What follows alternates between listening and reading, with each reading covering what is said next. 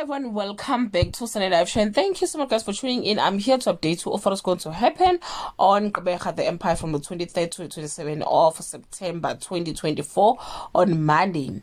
Nozuko battles against tradition and personal grief, determined to make Hlumelo pay.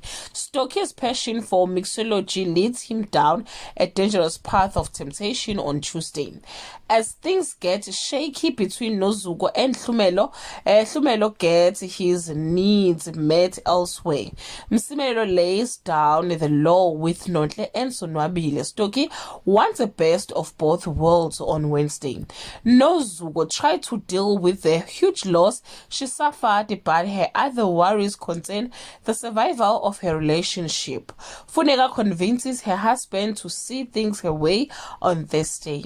Nonhle makes Sonwabile an offer he cannot turn down.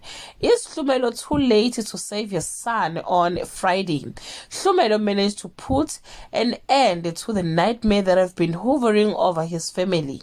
Nonhle's love for Sonwabile clouds her from reality.